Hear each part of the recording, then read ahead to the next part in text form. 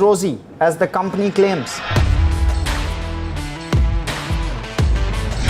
Know Your Company, powered by NDTV Profit Research, shines a light on the biggest stock market movers.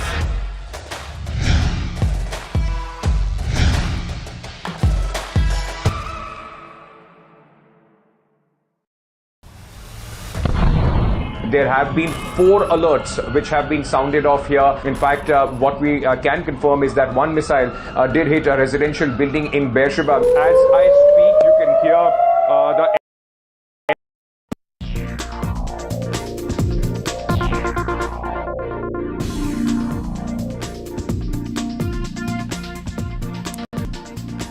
The year of history already. 46 days between Operation Sindoor and Operation Midnight Hammer. Air power history has already been made in just barely 6 months of this year. The man responsible for the latest, of course, is the man that I want to put my spotlight on today. The man, of course, is the President of the United States of America.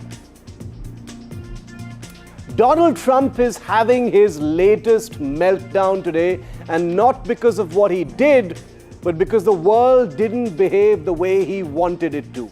Not for the first time this year, by the way. Specifically this time, Iran and Israel. Just hours ago, live on television, he thundered about a ceasefire between Israel and Iran, declared the war was over, peace had prevailed, and then, right on cue, as if defying him, Iran fired missiles and Israel fired right back. It's almost like the most powerful man in the world was not so powerful after all. And Trump, visibly rattled, did something no US president has done in decades. He publicly scolded Israel and lumped it with Iran in a war of blame. He even dropped the 4-letter word on camera while describing the two countries. Believe it or not, listen in. You know what? We basically have two countries that have been fighting so long and so hard that they don't know what the they're doing. Do you understand that? But this isn't a one-off. Just weeks ago, after he floated a so-called Russia-Ukraine peace formula, Zelensky's special forces launched one of their deepest drone strikes inside Russia. Remember that? And let's not forget the time Trump tried to take credit for the India-Pakistan ceasefire. He did it just a couple of days ago again. That too was a fiction that he's trying to control and own for himself because it makes him look good. What we're seeing here perhaps isn't necessarily a man of peace, strictly speaking. It's a man chasing a peace prize. That's the through line. Not strategy, not consistency, just one shiny medal he didn't get the last time. Everything else appears for now to be a contradiction. Trump orders the most audacious stealth bombing mission in decades, Operation Midnight Hammer, cripples Iran's nuclear capacity in minutes, and then walks out on stage trying to look like Mahatma Gandhi in a navy blue suit. The bomber and the pacifist rolled into one photo opportunity. Well, here's the truth, because the world is much more complicated than Trump's world. The world's wars aren't listening to Trump. Not Iran, not Israel, not Russia, not India. Maybe the only one obeying right now is Pakistan, and that's because it doesn't really have a choice, does it? But that apart, the only one still buying the idea of Trump, the global peacemaker, is perhaps Donald Trump himself. And that Nobel Peace Prize, if Pakistan somehow manages to take over the Nobel Committee, maybe Trump has a chance. But the question we're asking tonight is a nuanced question, and it is a question not asked with disrespect, but genuine wonder. Is Donald J. Trump a joker or a genius? What are the yardsticks we can use to actually judge him? Well, we've got a few in the last few days, haven't we? Well, let's begin. Is he a joker? For instance, he teased peace, then launched the first stealth bombers over Iran. But is he a genius, rather? Because he executed the most precise B-2 Spirit strike in decades, all in just one night. All it took was just 36 hours. Some would say, is he a joker? He called Pakistan a peace partner right after Operation Sindoor. But then is he a genius? Because he used Pakistan's cooperation to fly bombers into Iranian skies for that audacious attack. Is he a joker? Trump flirts with the Nobel Prize while global tensions are exploding in the most dangerous part of the world. But is he a genius? Because he played the Nobel card maybe to distract and lull his adversaries before ordering Operation Midnight Hammer. Just think about that for a second. Is Trump a joker? He sent decoy B-2 bombers over the Pacific as a media spectacle.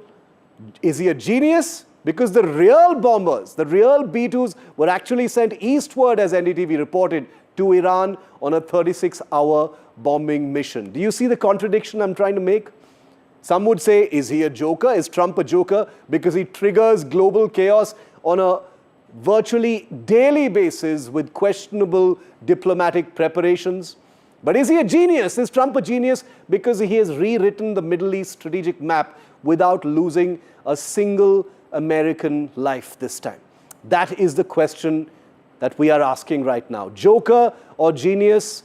He is deeply divisive. He's someone who polarizes everyone. But the question is, what is the future of how the world will see Donald J. Trump? Joining me live now is John Spencer, Executive Director with the Urban Warfare Institute, someone who looks very closely at what's been playing out in the Middle East at this point of time. John, welcome. Thank you very much for your time here on NDTV.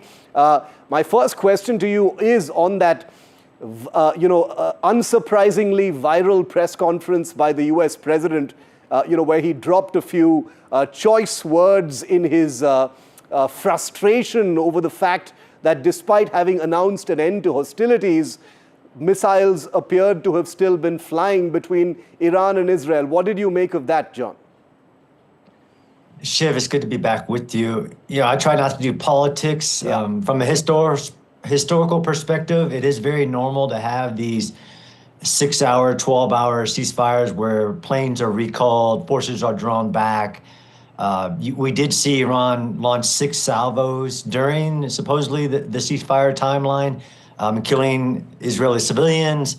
President Trump, of course, frustrated by that, as communicating to both. But I will say in this instance, and I look at every conflict very differently. As you know, I'll be on the ground next week in India to continue in studying the amazing operation of Operation Sindoor. In this case, though, it was a single American operation that did fool the world, to include where the B-2s were going, that helped push this conflict to an end, raging for 11 days, massive amounts of strikes against Iranian military sites, having supremacy over Iranian skies, a small country of Israel. Yes. And did, after Iran made like we talked about, the mistake of attacking an American base with what seems to be ceremonial saving face, and their thinking, we got to save face, giving an alert, firing 14 missiles, all 14 knocked down, that the president did negotiate a ceasefire. Each one of these countries can act in their own interest, but he was able to mitigate. Both countries have now said that that's going to be the case.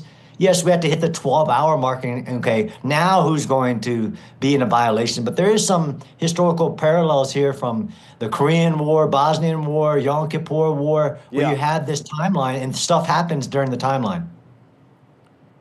I want to ask you about, the functioning of military operations in Trump's world. And John, I know you don't, usually comment on politics, so I'm going to keep politics out of this. But Trump did put out a tweet or on his Truth Social account saying, Israel, call your pilots back. This is an unusual way of doing things, but we do live in Trump's world.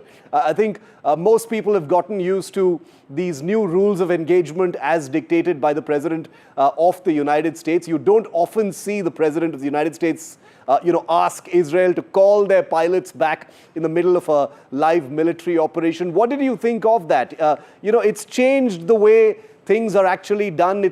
Some would say it's brought a level of transparency to what is otherwise something that happens strictly from a situation room or over a hotline. Is that the new normal now? I mean, it's very special for sure. And you have to admit, even when the vice president was on a news broadcast on Fox Channel, the post about the ceasefire came out. He said he knew about it, but wasn't knowing the timing. There is absolutely some transparency here. You go back to like our President Roosevelt during World War II, he would do nightly fireside chats. President Trump likes to talk directly, and sometimes it's not clear what he's saying, but you have to watch the American actions.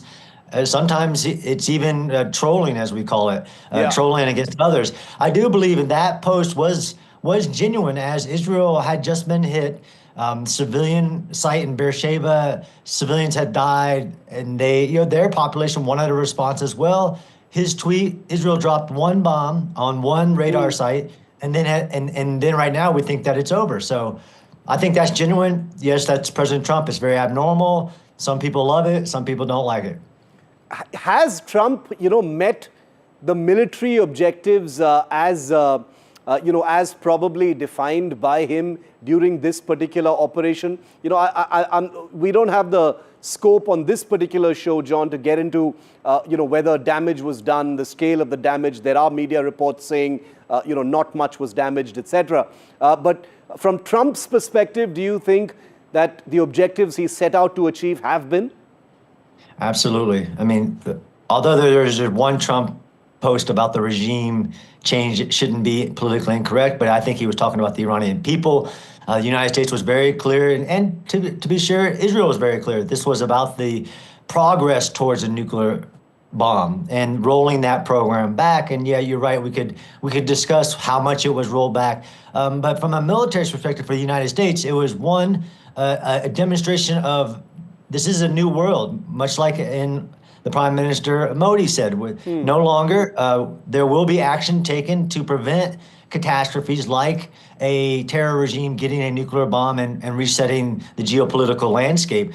I think that was achieved. The ability for the United States and clearly Israel to strike what it wants when it wants in Iran as well has been achieved.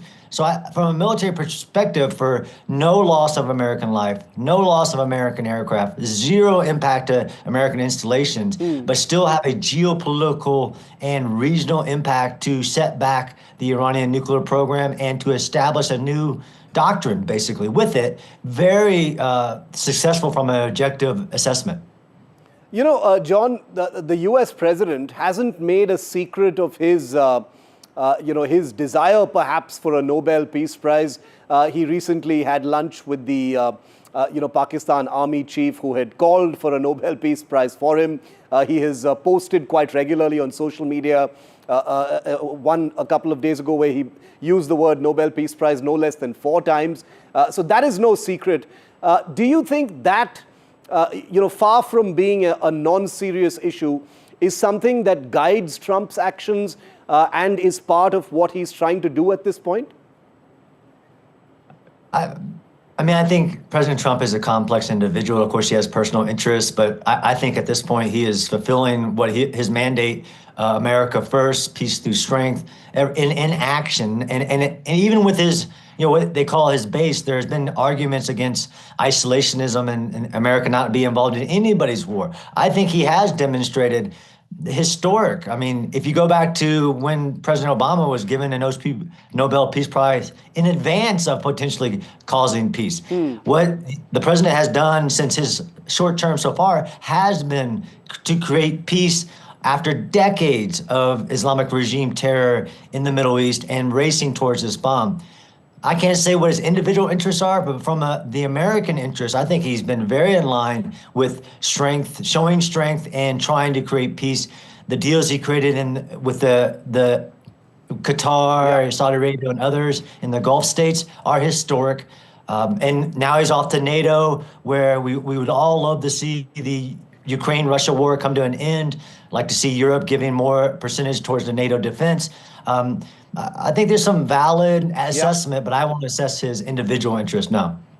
Very true, and I actually agree with you on that. Having covered different aspects of West Asia, Libya, Afghanistan, etc., it seems like after many failed, nuanced efforts to do something in the Middle East, here comes a president who's who's very naked about his views, if I could say that. He's talking openly about what he wants.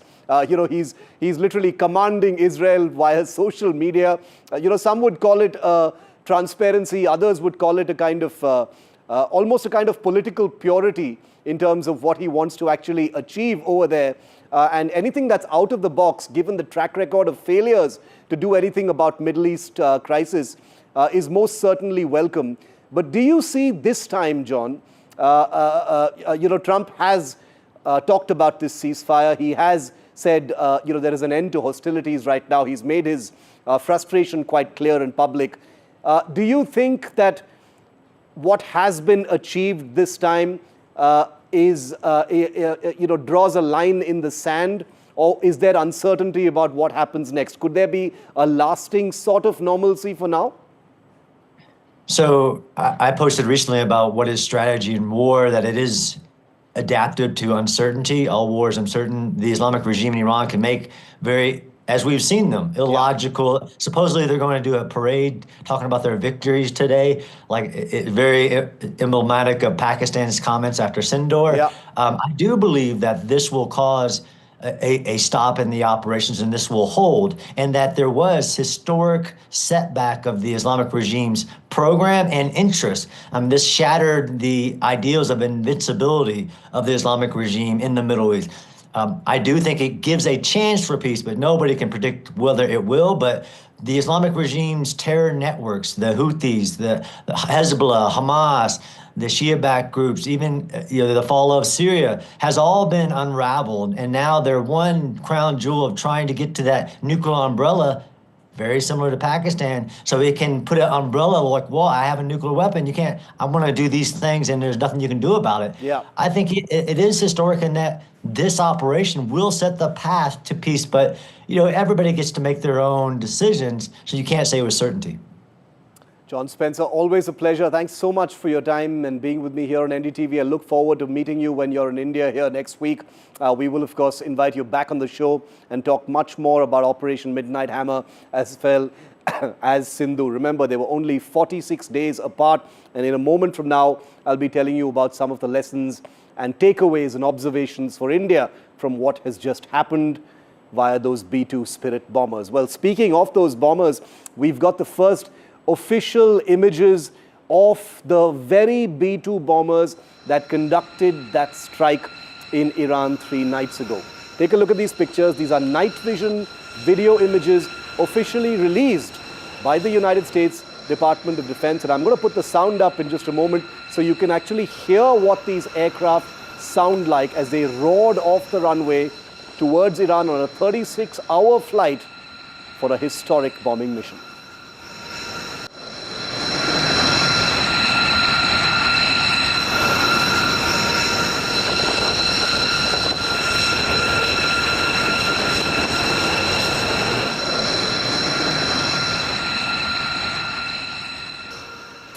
You know all about the B-2 because we've told you so much about it here on NDTV, but there were at least 3 other weapons that have not been reported about and certainly deserve a mention because they were either fired during Operation Midnight Hammer or they were deployed and ready to be fired. Let me tell you about all 3 of them. Number 1, it's called the AGM-88E Advanced Anti-Radiation Guided Missile, or AARGM. This sounds like alphabet soup, I know, but this is a missile that we can confirm was actually used for preemptive suppression of Iranian air defenses during the B-2 squadron entry into Iranian airspace. This is what that missile looks like. They were fired by US fighter aircraft flying in support of the B-2s to ensure safety from ground engagement. This mission was actually confirmed by the US Secretary of Defense, but the weapon was not named. This is our conjecture. Weapon number 2 that has not been reported so far, but we know was actually deployed in the skies at that time, is called the ADM-160 Miniature Air-Launched Decoy Jammer. The role of this weapon was as a decoy fired by US fighter aircraft to mimic fighter radar signatures and saturate Iranian air defenses alongside the jamming of ground radars. Number 3 is called the AGM-158B JASSM-ER. This is a stealth cruise missile kept as a backup weapon. It was not fired, but it was kept as a backup weapon on F-35 fighters, armed with these, but did not need to fire them since the main weapons were actually fired so successfully. But these were armed and ready and could have been fired that night. Then comes the AGM-154, which is a joint standoff weapon, or JSOW, which was a standby glide bomb that could have been used to destroy Iranian airbase infrastructure in case Iranian fighter jets were alerted and scrambled into the air to take out those B-2 Spirits. Again, they were not fired since the stealth bombers did not trigger any Iranian aircraft scramble or alert. And finally, the EA-18G Growler, which is an electronic attack aircraft. These we can confirm were also in the air along with the B-2s.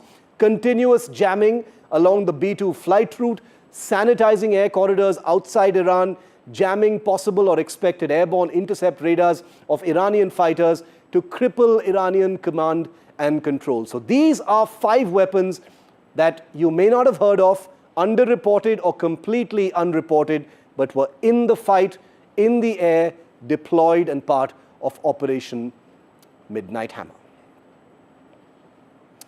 Well, barely 6 months of the year have passed, and 2025 is already the year of unprecedented air power.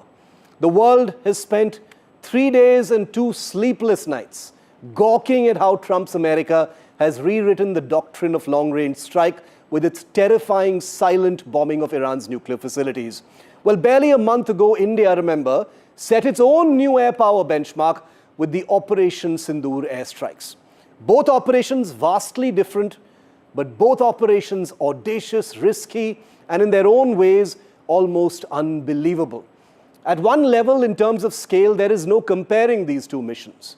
But a question I've been asked since these 2 completely milestone airstrikes are separated by just 46 days is this: what are India's observations, takeaways, and lessons from Trump's Midnight Hammer? Well, here's what I think. Takeaway number 1, deception is not a tactic, it's an absolute doctrine. The US sent decoy B-2 bombers one way while the real strike aircraft were already in position. The level of misdirection buys survivability and surprise.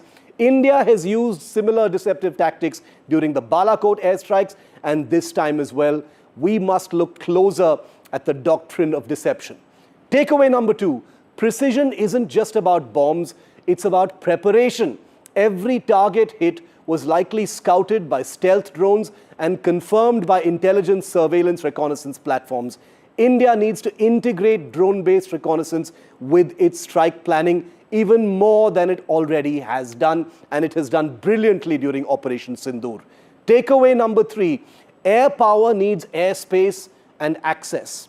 What the United States did was silent, cynical cooperation coerced from a country like Pakistan, proving that diplomacy obviously shapes war, despite what your allies might think. India doesn't have the same airspace needs for its offensive operations, but the fact that regional air corridors are force multipliers is beyond question and has been taken note of.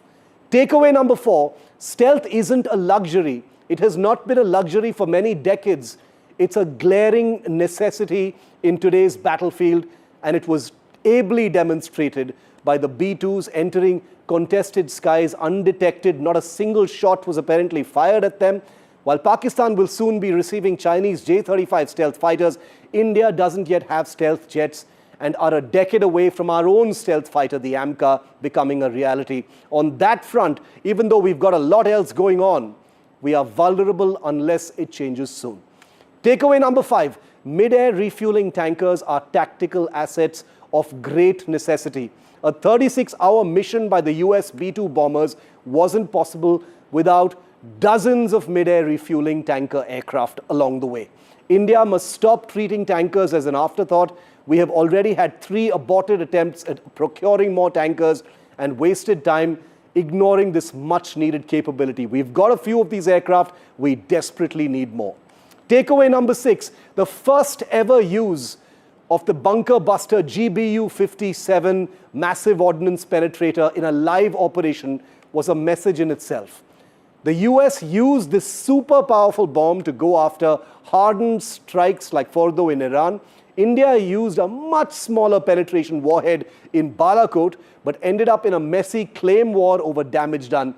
Every weapon must send a message. India learnt that very well and executed incredibly well during Operation Sindoor. That's why the pictures are so clear.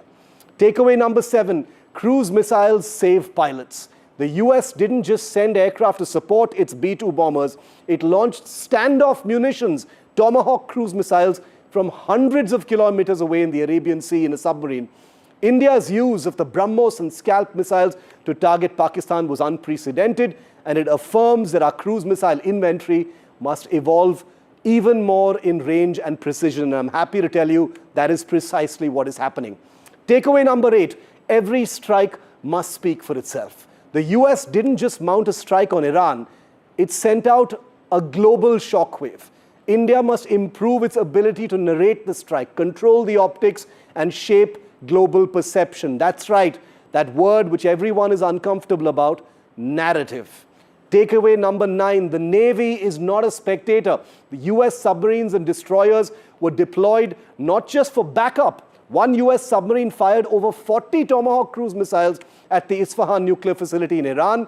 The Indian Navy didn't directly mount any attacks on Pakistan during Operation Sindoor, but was fully prepared to. It was primed and ready, and that phase of Operation Sindoor would have been possibly the most devastating. So this is not a lesson, this is not a takeaway, this is an affirmation of how India does things. Takeaway number 10, finally, surprise requires strategy. Midnight Hammer wasn't just an airstrike, it was the end game of a months-long build-up. India must institutionalize long lead planning for short window missions. This becomes even more complex with the new rules of engagement, where terror attacks are interpreted and treated as acts of war by Pakistan. These are my 10 takeaways, observations, validations, endorsements for India from Operation Midnight Hammer. And keep watching NDTV. Maria comes up next with the last word.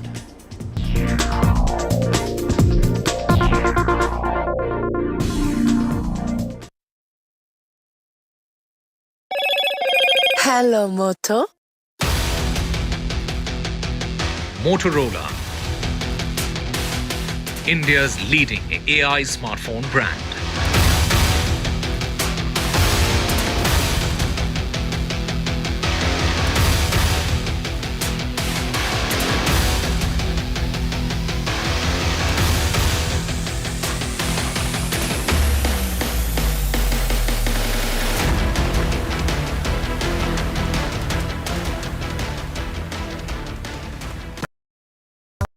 That's huge. That is a biggie. It's out. Gold Plus Clear Glass. Par ho ya near, sab kuch dikhe clear.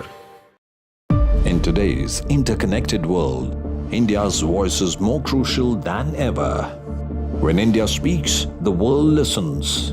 At NDTV World, we are that voice, bringing you intelligent and insightful news from India and beyond. From geopolitics and diplomacy to economic shifts, migrations, tech disruptions, and the stories of our diaspora. We cover the news that shapes our global future. NDTV World, your new home for global news is here. 50 years of the emergency. भाइयों और बहनों, राष्ट्रपति जी ने आपातकाल की घोषणा की है. India's darkest hour, June 25th, 1975. Lest we forget. The emergency, NDTV rewinds when democracy was suspended. लोकतंत्र का गला घोट दिया गया था. भारत के संविधान निर्माताओं की तपस्या को मिट्टी में मिलाने की कोशिश की गई. Indira Gandhi's assault on freedom. An NDTV special, Wednesday, June 25th.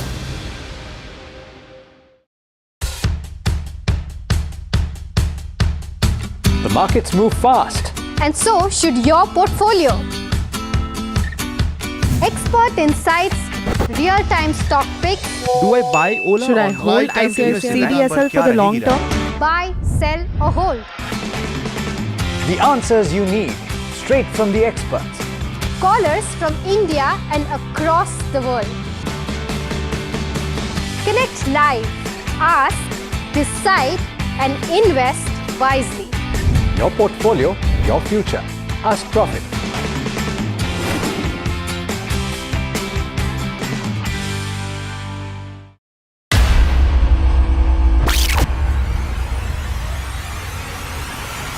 The last 1 month, if you see, the share prices of Genzol Engineering has fallen more than 58%. Why are the rating firms calling?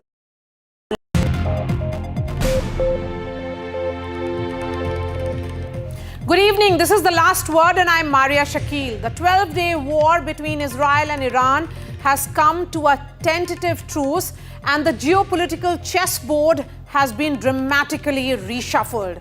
Let's break down for you who gained what in this high-stakes game. First up, the United States. The US, remember, has claimed a significant victory by diminishing Iran's nuclear capabilities. Deploying world-class weaponry, the Pentagon certainly has showcased its military prowess. And let's not forget the diplomatic coup of sorts. Washington and Donald Trump are basking in the glory of brokering peace. It is certainly now a triple win for Uncle Sam. Now let's turn to Israel. Benjamin Netanyahu. Israel has firmly established its air superiority against Iran, striking critical nuclear and military targets. The assassination of top IRGC, which is the Islamic Revolutionary Guard Corps commanders, and the takedown of Tehran's intel hawks have sent shockwaves through Iran's military hierarchy. And in a dramatic twist, former President, Donald Trump joined the fray, rallying support for Israel. With Washington standing firmly with Tel Aviv, Netanyahu is likely to see a boost in the polls and a strategic masterstroke or a temporary reprieve. We'll know about it only in the next few months. What about Iran now? Despite the setbacks, Iran has displayed remarkable resilience. By standing up to the combined might of US and Israel, Tehran has bolstered its image as a formidable adversary. The narrative of resistance plays well domestically also for Supreme Leader Khamenei and across this region, even if the cost has been very high. It has also temporarily, though, silenced the Crown Prince in exile, Reza Pahlavi, who has urged the people of Iran to rise against the regime. So as the dust settles, each player claims their gains, but the game is far from over because the truce may or may not hold for now, but the underlying tensions remain. Remember, it's a war that could change the dynamics of the Middle East. A war which will shape the future of Israeli politics and the legacy of one of its most controversial figures, Prime Minister Benjamin Netanyahu. On October 7, 2023, Hamas launched a surprise assault on Israel, plunging Israel into a state of emergency. This attack certainly will be seen as a stain on Netanyahu's legacy. It's a glaring reminder of the vulnerability that persists under his leadership. And as Israel now faces another crisis in its ongoing war with Iran, Netanyahu's years-long focus on Tehran comes into sharp relief. He has long portrayed Iran as an existential threat, with its nuclear ambitions casting a long shadow over the region. The United States' backing of Israel in this conflict is a significant boost, certainly for Netanyahu. Domestically, this could be a lifeline for his troubled legacy, especially with elections looming next year. Israelis are now more focused than ever on the campaign against Iran's nuclear program, and Netanyahu's relentless warnings about Iran's nuclear ambitions seem, one would say indicative, but the question remains, will this war secure his political future or perhaps hasten his downfall. The impact on the upcoming elections is uncertain. While a US attack on Iran might give Netanyahu a temporary boost, it's still unclear how long that support will last. And Netanyahu continues to seek a normalization deal between Israel and Saudi Arabia, very, very crucial deal, a move that could reshape the geopolitical landscape. Yet he remains widely reviled across the Arab world, seen as a warmonger and a divisive figure. Global pressure has been mounting on Netanyahu, who faces an arrest warrant for his alleged war crimes in Gaza. His image as a destructive leader is hard to shake off, and the international community's scrutiny is relentless. So will Netanyahu rebound politically from this war?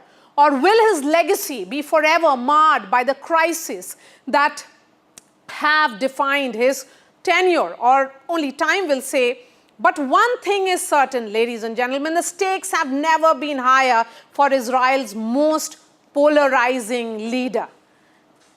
Let me bring in our first guest on the show tonight. Shelley Tal-Meron is a Member of Parliament, joining me from Tel Aviv. Shelley, how do you look at the stakes, which are certainly very, very high for Benjamin Netanyahu? Is this war helping him set the narrative right at home in Israel? Well, that's a very good question, but let me tell you, I'm an opposition member. I'm not a member of this government or coalition, and I support the war with Iran fully. And that is because Iran has been threatening the state of Israel for decades. It has been saying out loud that they want to eradicate the state of Israel, destroy it, using nuclear weapon and ballistic missiles. And so in this war, during the past 12 days, opposition and coalition stood together against Iran and against this cause. And I congratulate the US administration and President Trump for joining in and attacking the targets in Fordo and the nuclear weapons there. And so, when it comes to our internal politics within Israel, of course, I have a lot of criticism to this government and to this prime minister. You can probably imagine that I'm not one of his biggest fans. But when it comes to the war with Iran, it's fully justified. And I just want to remind everyone that Iran is the head of the snake. It's been operating its terror groups around the world for decades. It's been funding them and operating them. That means Hamas in Gaza, in Lebanon, the Houthis in Yemen, and other militias across the world. And I think that destroying successfully the nuclear weapons that Iran was about to obtain and the ballistic missiles plan is a glorious achievement, not only for the state of Israel or for the US, but for the entire world. Because having Iran be a nuclear state is not only a threat to the state of Israel, it's a threat to the entire world. And also, we don't want a nuclear arms race within the Middle East. Once Iran has a nuclear weapon, other countries will want to join in. That's not very healthy for the Middle East or the world.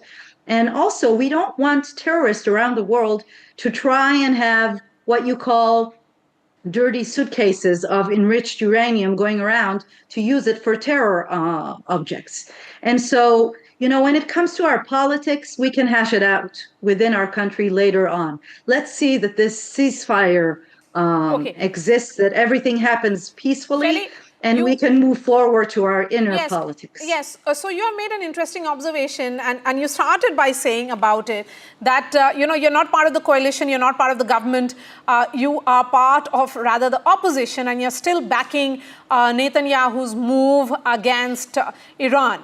But because a ceasefire has been agreed upon, will it really benefit him in the narrative? Do you think the ceasefire, did Netanyahu really achieve the objective he set out for? Well, I think that when we have such a situation in the state of Israel, we all look at the best interest of the state of Israel and not politicians. And so that's the reason that Israelis stood together against Iran, because we were looking at our main existence and the well-being of our country and our citizens, and not politics. During this ceasefire, I'm hoping that it will be a leverage to also end the war in Gaza and bring back our 50 hostages who are still there. You know, we had 250 people kidnapped into Gaza on October 7th, 2023, and now we still have 50 hostages. So when it comes to the war in Gaza, I've said over and over again that it should end, and we have to bring the hostages back home within a deal. So we do have differences of opinions when it comes to different parts of the war that we've been a part of for the past 626 days. And we will have to wait and see when it comes to our politics and the polls and what's going to happen to Prime Minister Netanyahu. Is he going to stay within the political life or not? For sure, I can say as an opposition member that he's a rival, you know, within politics. But we are all together united when it comes to the existence of the State of Israel. And therefore, we stood together with the government with this decision. And I'm hoping that the agreement that they want to bring with Iran will still uphold what we have talked about all along. That means never allowing Iran to become a nuclear state, not having them have, ballistic missiles, not having them have enriched uranium, and maintaining, peace within Israel and other countries as well. But there hasn't been any regime change, that was one of the objectives. Well, it wasn't one of the objectives, actually. The State of Israel has said that the two goals are the nuclear weapons and the ballistic missiles. Let me say this. There is no question that the regime within Iran is, a fanatic regime that oppresses minorities and does horrible things. I think Iran should go and become a democracy. I think it's about time for that to happen, and I'm sure many Iranians will be happy for that to happen.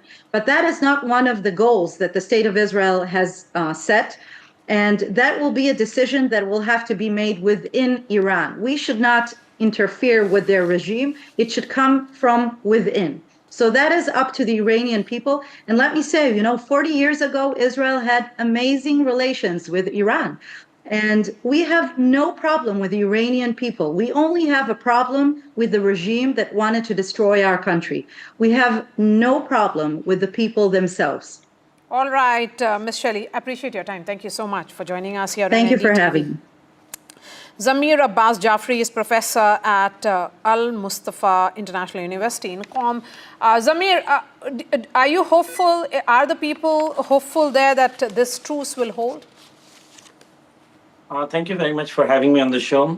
First of all, the halt of cessation which has happened right now between Iran and Israel, there are a few points which I want to just clarify. First is the request was made by Israel. Second, Iran has clearly made a statement. The official statement states that there is no trust on the enemy because the past of the enemy is that it has this habit of breaking the ceasefire, and it has done in Lebanon, in different countries as well. Repeatedly, they have been doing that. Third is Iran is ready for retaliation. Once the ceasefire was made or announced, Israel has still broken many times. And the last, this afternoon as well, they attacked Tehran and Mazandaran as well. So Israel is a country which is known for killing children, having genocide. Human Rights Watch calls it as a country, or what they're doing is genocide, or the prime minister of this country is called for human rights violation, and there is international criminal court has issued a warrant against such a country. If such a country exists, then how can you trust such a country? It has broken so many international resolutions, United Nations resolutions. So nobody can trust Israel, nobody.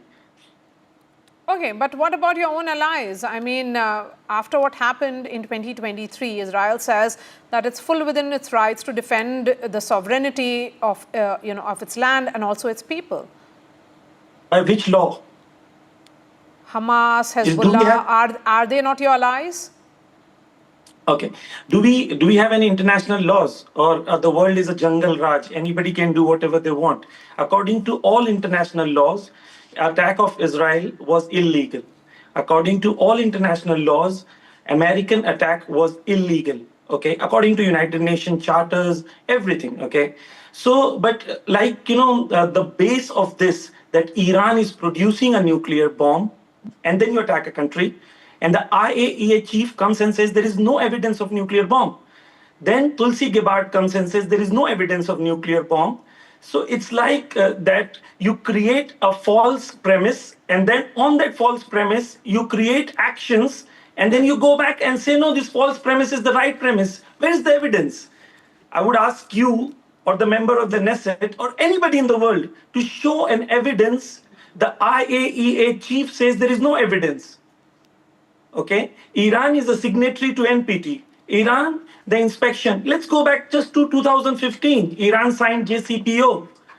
All the world came together. It was America and the 4 European countries. Iran signed it from 2015 till 2018. 18 times IAEA said that we are fully satisfied with the inspection inside Iran. And then 2019, this gentleman comes and he tears apart that agreement and says that, oh, we are not interested in this. And on top of that, breaking all international laws, we have the audacity to ask the country which has been attacked illegally to prove that, oh, why do you have a nuclear weapon? When there is no proof. Anybody cannot prove that. Or even one iota of an evidence, anybody cannot prove that. So, I mean, it's surprising. The world that we live in is completely surprising. All right, Professor Jaffrey, a word on, will this ceasefire hold? Or will we continue to see repeated violation? Look, with Israel, the violations will exist and the retaliations will take place. Let me just add one more point, that what we are seeing right now is not because Iran initiated it. Israel initiated an illegal war and Iran retaliated it. And Iran will make sure that the sovereign nation that they have and any illegal action against them will be answered. Just one more point, if you have time, I'll explain you regarding the proxy thing, that which is the copy-paste media narrative from the Western media narrative, and we do not think about it. Let's start with Hezbollah. Okay, was Hezbollah created first, or Israel attacked Lebanon first? Or Israel occupied Lebanon first, or Hezbollah was created first? In 1980, Israel attacked Lebanon and it occupied Lebanon. Okay, approximately 40% of the land of Lebanon was occupied. And after that, in 1985, Hezbollah was created, which is a liberation movement. But we don't go back and read the history. And Hezbollah was able to force Israel to go out of Lebanon in the year 2000. So just come out and give me one evidence that Hezbollah was involved in a terrorist organization. I ask you or anybody to provide me one evidence that Hezbollah was involved in a terrorist organization anywhere in the world except fighting Israel. All right, there are a number of questions perhaps that will continue to be raised. Professor Jaffrey, appreciate your time. The spotlight clearly is now on Iran's supreme leader, Ayatollah Ali Khamenei. What does this conflict mean for his future? Let's break that down. On the positive side, Khamenei has managed to survive the regime change threat, emerging stronger in the eyes of the Iranian public. He's seen as a leader who stood up against the formidable forces of the United States and Israel, and the war has showcased Iran's capacity to strike back at Israel, reinforcing Khamenei's image as a resilient and defiant leader. However, the negatives cannot be ignored. The war has dealt a significant blow to Iran's nuclear program, which Khamenei had long touted as a symbol of national pride. This setback is a bitter pill to swallow for a regime that has invested so much in its nuclear ambitions. Moreover, Iran finds itself more isolated in the region, with its adversaries emboldened and its alliances strained. So what's next for Khamenei? His position may have solidified for now, but the road ahead is fraught with challenges. The supreme leader's ability to navigate these turbulent waters will determine now what will be his legacy and also his future and the future of Iran itself. Let me bring in our guests now. Professor Jahangir is joining me from Israel. Tel Aviv to be specific. James Bowden is joining me as well. He's a Middle East expert. James, I'm beginning with you. What do you think Khamenei achieved the end game, but it came at the cost of what he had projected so far as his country's pride, the symbol of Iran's pride, which was the nuclear weaponry and the nuclear systems? Well, I'd like to emphasize to begin with that I think if I were Khamenei, I would stay hidden for the next week or two. Israel, their intelligence community has a saying that plans fail for a lack of deception, but in a multiplicity of deceptions, there's victory. And so even though we're in a nominal ceasefire period, I think that he should guard his position and keep himself hidden for a little while to make sure that Israel doesn't take an opportunistic strike. For Khamenei, he can definitely emerge and say that, yes, he did keep the country intact to a point. The Iranian propaganda machine and media messaging is very strong, and so they're not going to back down. I mean, you've got two countries in the Middle East, both Israel and Iran, who have extensive training in publicizing their victories and minimizing their defeats. You hear about the victories in the news, and then you read about in the history books their defeats. And so I think that for the first few weeks, we're going to continue to hear nothing but, hey, we've succeeded, we defeated the Israelis, we got them to back down and got them to be pushed into a ceasefire deal. And for a while, we're going to hear that Israel was highly successful. So, but who won and who lost? Can Khamenei tell his people that he actually managed to, emerge stronger, that in Iran emerged stronger despite attacks, precision strikes on Iran's nuclear sites? No, Iran has not emerged stronger. They have lost even what little conventional military they had. Their nuclear program is in tatters. It has not been obliterated. We'll scale back and roll back some of that Donald Trumpian language, but it was significantly damaged. We're back to about 2009 or so. So no, Iran is not stronger. They are visibly weakened. They have been weakened over the process of this war. October 7th, 2023 really was a watershed moment. It totally opened the door for reshaping in the Middle East. And now Iran is not able to be in the hegemonic position that it was previous to this. Their nuclear program was one thing that they could kind of wave around in the Middle East and say, we're going to be able to nuke you in a short time. And now that's gone. And so they're visibly weaker. Now, that doesn't mean that the Middle East is in a better position, because as I've been saying on a number of occasions, the Persian Gulf and many of the Middle Arab countries, they didn't want a hegemonic Iran, but they certainly don't want a hegemonic Israel. And watching as they've gone from victory to victory, I'm sure that has increased their fear as to what they may face from that area. Okay, so Professor Jahangir, how is the Middle East, what changes in the Middle East after this war? Namaskar. A lot changes in the Middle East, but I really want to come to the question, who won? So there was this very famous IR scholar, Kenneth Waltz, who said, winning a war, or someone who claims winning a war, is like winning an earthquake. Nobody wins a war. Yes. There is a relative degree of defeat. And as James said, Iran has lost the significant part in this battle. Israel has certainly lost, some, people, but Israel has achieved what it really wanted to achieve for the last 20 years, and a strike on the Iranian nuclear program.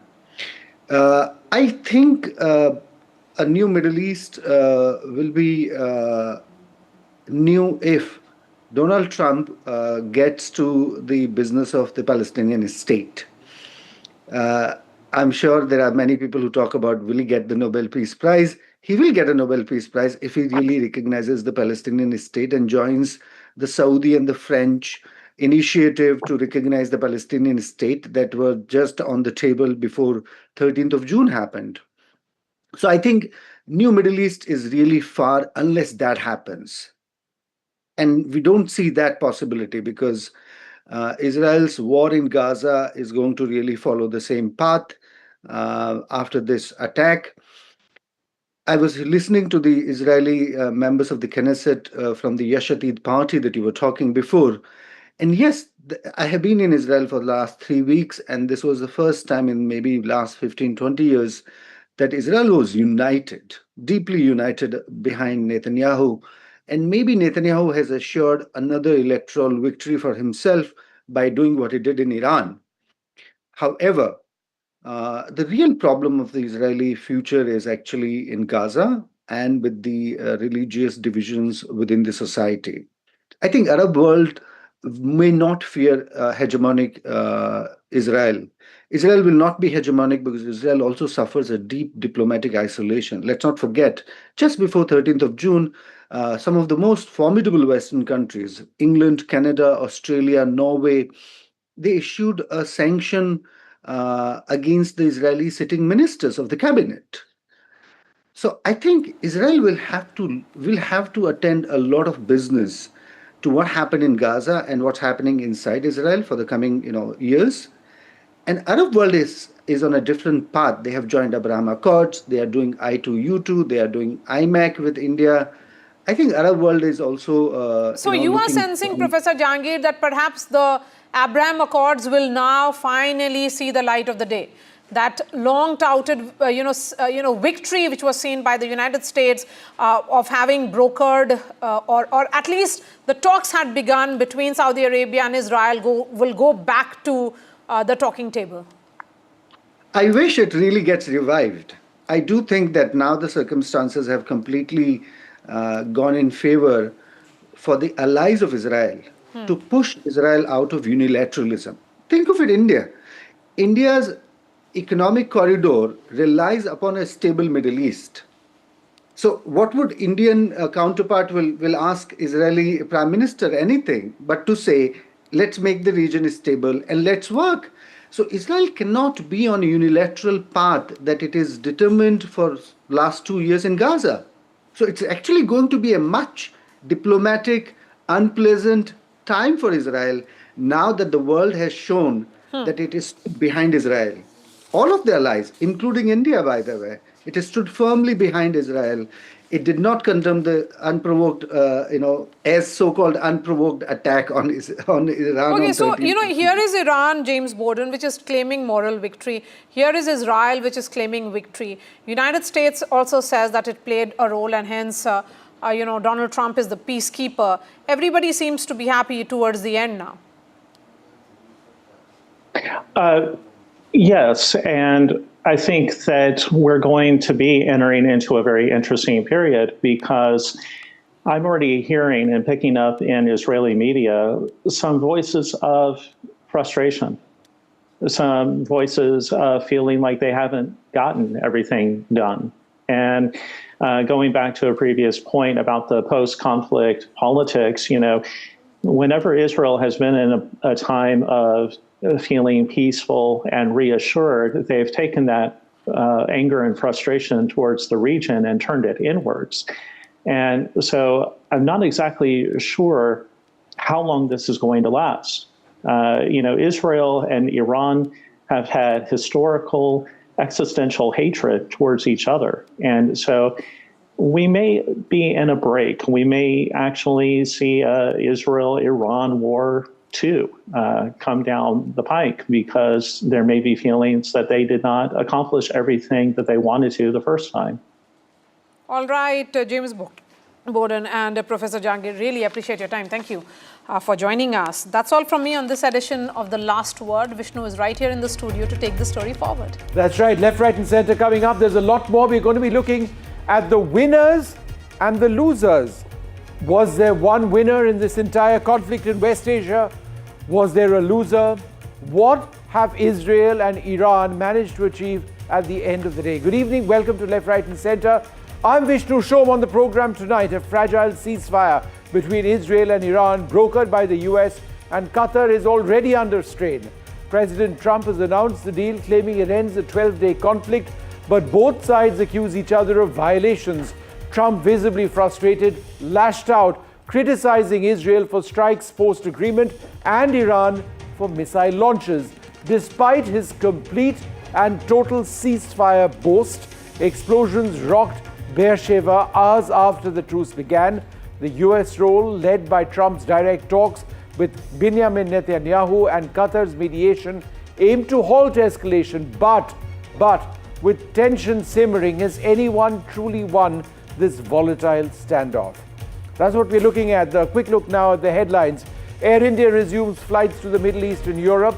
It's yet to resume operations to the US and Canada. These flights were halted after the Iranian strikes on the US base in Qatar. A sharp political exchange after the Home Minister calls the emergency the darkest chapter of democracy. The Congress hits back at Amit Shah. Rumbles in the Karnataka Congress. A third MLA speaks out in 5 days. That MLA hints at a change of guard being necessary.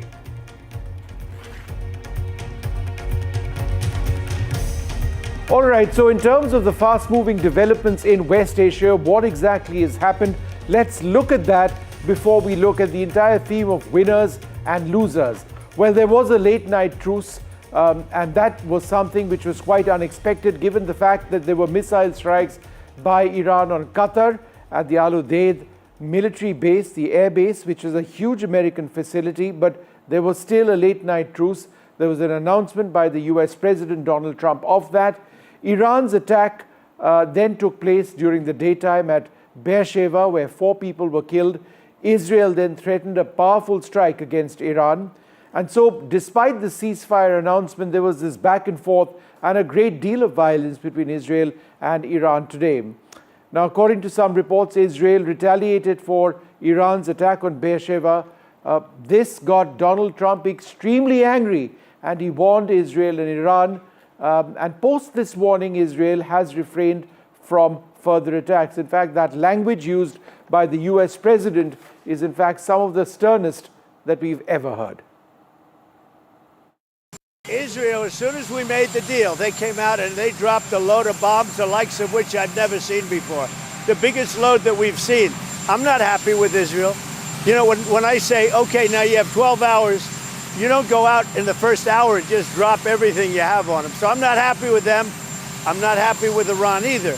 But I'm really unhappy if Israel's going out this morning because of one rocket that didn't land, that was shot, perhaps by mistake, that didn't land.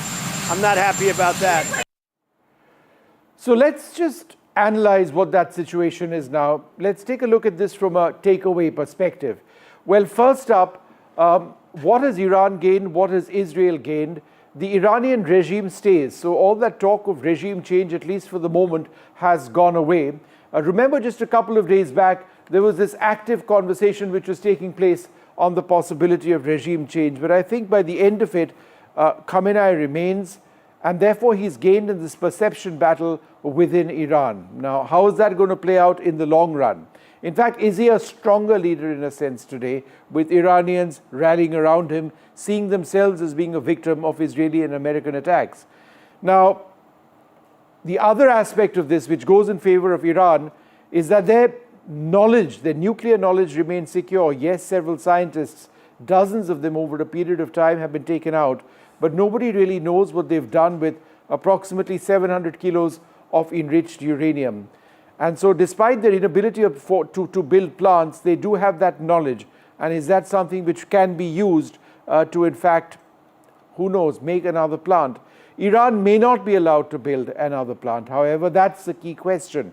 That's the key point. All of their nuclear plants have been bombed into to oblivion almost. I mean, they don't effectively exist in any way, shape or form. If they try and do that, then Iran can hit them, Israel can try and hit them again, or America for that matter. So let's move to the next point. Iran, given what we've seen of their military prowess other than ballistic missiles, may permanently lose control of its skies. It's quite clear that Israel is overwhelmingly superior. They are operating anywhere over Iranian airspace, and therefore they retain the ability of taking on strikes on Iranian territory. Israel has the ability of doing that at any place that they want, whenever they want.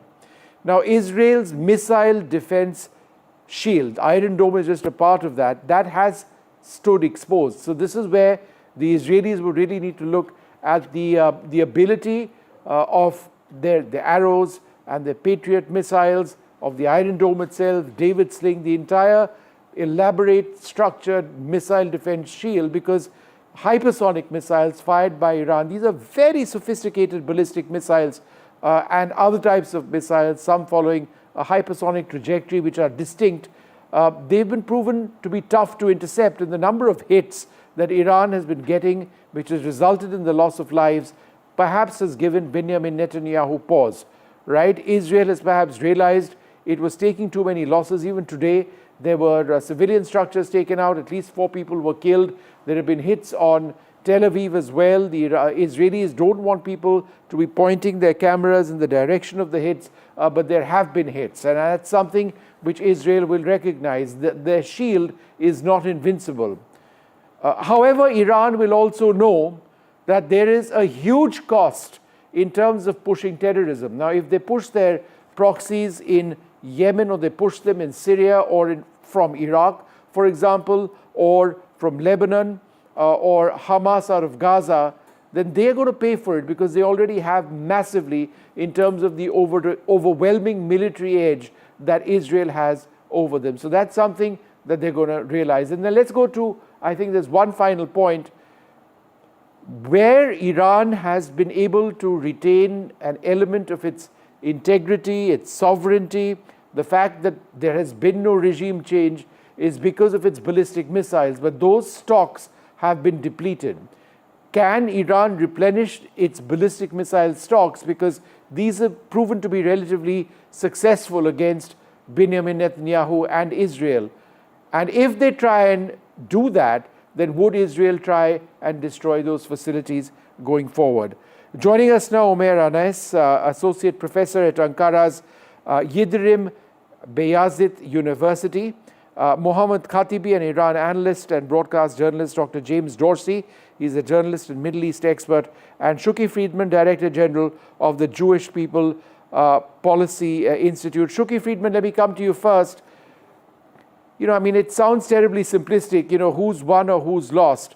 The fact of the matter is that Israel may not have achieved everything it wanted, and Iran certainly hasn't achieved very much of what it wanted. So at the end of these 12 days, where do both countries stand? First of all, it's quite clear that Israel achieved tremendous achievements. In Iran, we had 3 targets for this war. One is to demolish the nuclear program. Second, to hit tremendously the missile program. And third, to eliminate the power of the proxies of Iran. We have achieved all of them, not completely, but at least immensely. And think about it. For 12 days, Israeli jets flew above most of Iran freely, with no any risks to their ability to bomb Tehran again and again and again, and other parts of Iran. And we actually saw, together with the rest of the world, that the Iranian regime is a tiger of paper that incapable of protect its citizens and its bases and in infrastructure. And the fact that Israel did not hit the economic infrastructure of Iran was just a decision we took not to hit Iranian economy, but only the military capabilities. On the other hand, in Israel, we've been hit it even this morning, but for the figures, you must realize that only 4.5% Mr. Friedman, of the can I edge in with a question? And I think it's relevant, because in as much as there is no doubt about the Israeli military strength vis-a-vis Iran, the fact of the matter is that you've sustained losses as well. Even today in Beersheba, for example, at least 4 people, as I understand it, have lost their lives. There have been houses which have been hit, hospitals which have been hit, government buildings which have been hit, and it's clear that your missile shield, though very good, is not invincible. Therefore, in as much as you have hit Tehran and other areas, is there not enough reason for Israel to pause? Because you have to understand that those ballistic missiles have had an impact on your territory. It's true that Israel was hit by Iranian missiles as well, but if you compare the potential risk and the factual hits, you see that only 4.5% of the missiles that the Iranians sent to shoot at Israel hit targets, any target, and they shoot at us 1,200 drones. Only one of them hit Israel. So it will be able to continue and then hit the rest of the Iranian infrastructure and economy, but we seek for a solution and resolution that will enable us, from one hand, to contain and prevent Iran from getting any nuclear capabilities and missile capabilities, on the other hand, be able to calm down and to actually try to retry the path of negotiating with Iran, but from a stand of power. Mohammad Khatibi, would you agree that the fact that there is a regime still existing in Iran is perhaps your biggest takeaway, is perhaps Iran's biggest takeaway? So calling Iran a regime is not accurate. Because people are supportive of the government, and it is not right to call Islamic Republic a regime, because there is a great support for the Islamic Republic, and it's a standing government, not a regime. And a regime is what is in Israel. You make your point. I accept that point. Let's call it the Iranian government. Do you believe that the biggest takeaway for Iran is the fact that the government still stands? Yes, because the Israeli endgame was to overthrow the government in Iran, and it is now can't do anything about it, and Israel was not able to do anything about the regime change. And also, the other point that I would like to mention is this: Israel was not able to continue like this and continue attacking Iran, because Iran's retaliation was really massive, and Iran was able to carry out strikes against Israel, missiles and drones, and Iran was prepared to launch war attrition, which is not preferable either for US nor for Israel. Israel's interceptors were depleted, I think, and there were reports that in 2 weeks, all those interceptors will be done, and Israel's airspace would have continued to dominated by Iranian missiles.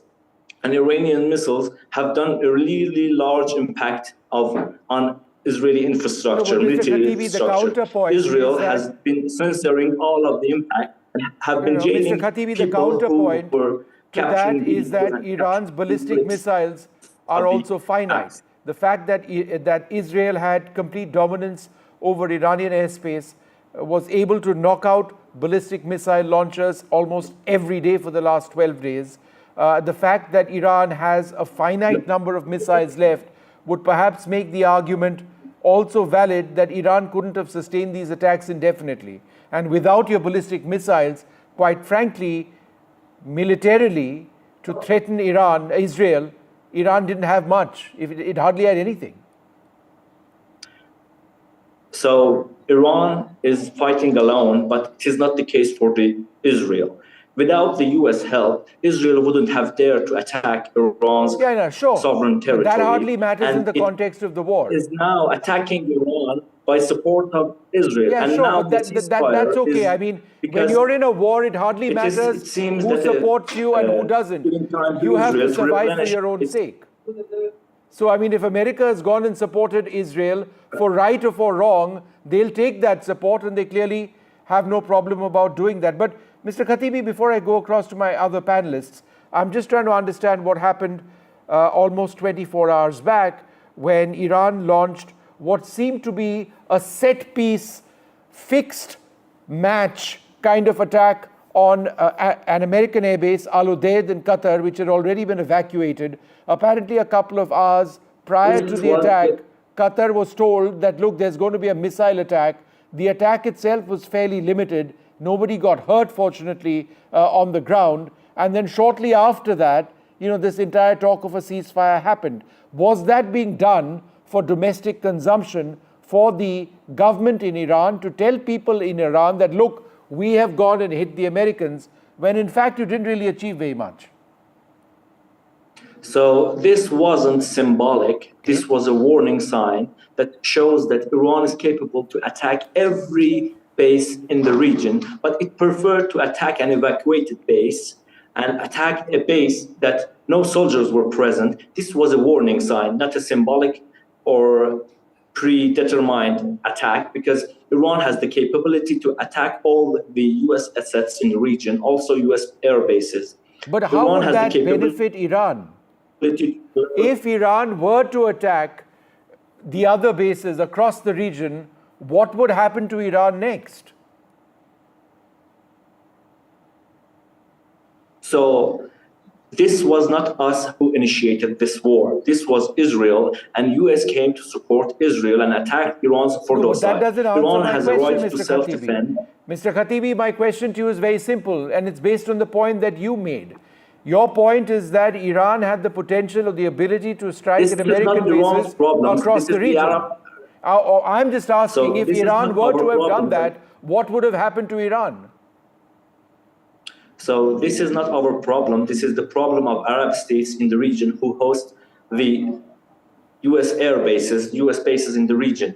They should not allow their territory to be used by an aggressor. No, what I'm suggesting, sir, is that if Iran hit American bases, then Iran would face the loss of potentially thousands of people as a result of overwhelming American attacks, let alone Israeli attacks. I'm not sure militarily Iran is in the fight, other than ballistic missiles, which have been used effectively against Israel, relatively speaking. But if you were to extend that and get into a fight with America, I'm not sure Iran would achieve anything. So I don't say that Iran will achieve a victory by fighting the United States, but I'm saying this: if it was capable to attack Iran and do a regime change in Iran, it wouldn't hesitate to do that.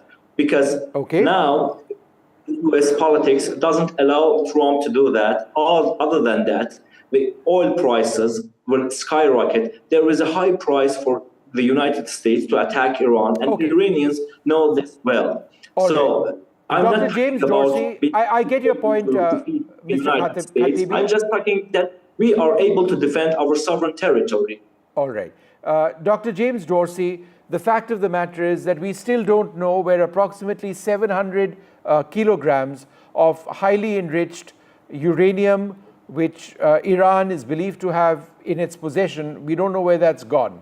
Tomorrow, if Iran chooses to get out of the Nuclear Non-Proliferation Treaty, of which it is a signatory, then we get into this very dark area of what Iran potentially seeks to do with that uranium. We can start talking about dirty bombs as well.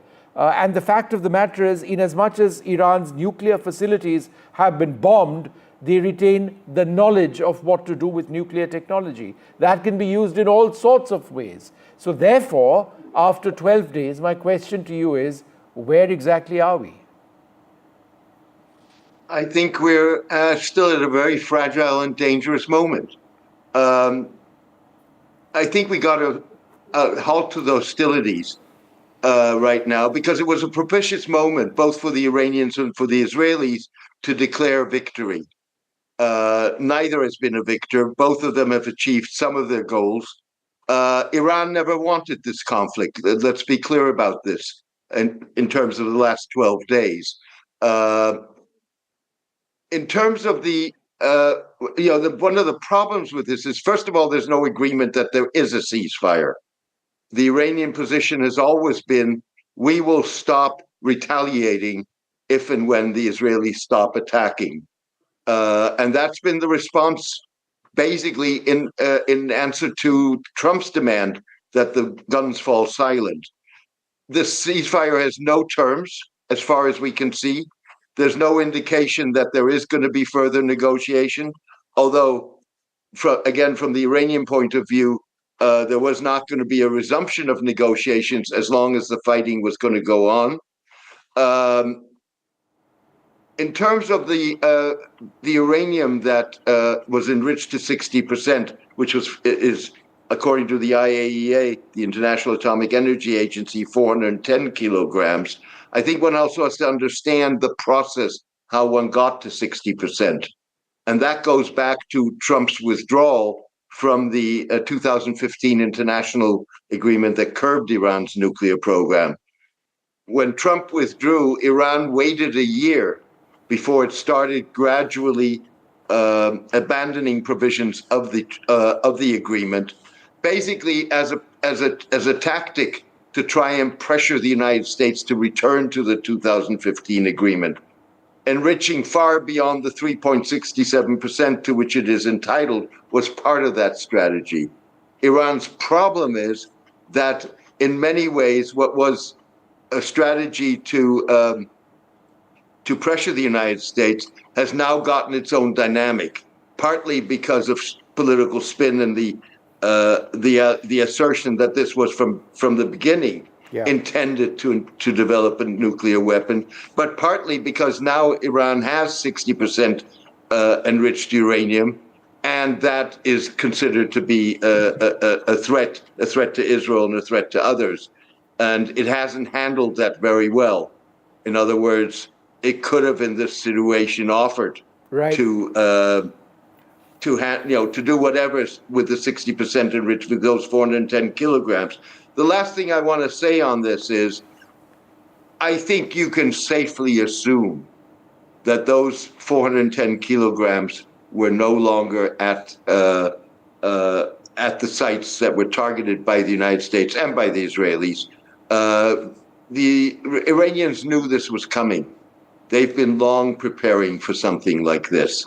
And so I think you can safely assume that it was spirited away. One indication of that is that the last time that the International Atomic Energy Agency inspectors that are in Iran at this moment, the last time they saw the Iranian uranium stockpile is almost 2 weeks ago. Right. So things may have, and in fact, satellite imagery also shows trucks having been deployed outside Fordo just a couple of days prior to the strikes. I mean, dozens of them. So let me go back to Shuki Friedman. The other aspect of this, of course, is that while Iran cannot match Israel or the US conventionally, the entire business of terrorism, front organizations, the threat of Houthis, Hamas, Hezbollah, other groups coming, for example, out of Syria and Iraq, that continues to threaten Israel. What guarantee is there at all that that's something which is going to stop? First of all, you have to realize what happened in recent almost 2 years. Since October 7, basically Israel destroyed the two main proxies Iran built around Israel. One is Hamas in the south, which is almost completely demolished, and the other is Hezbollah. Think about it. Iran built Hezbollah in the purpose that when Israel will attack its nuclear infrastructure in Iran, Hezbollah will hit Israel and treat it with thousands and thousands of missiles from north to the center of the state of Israel.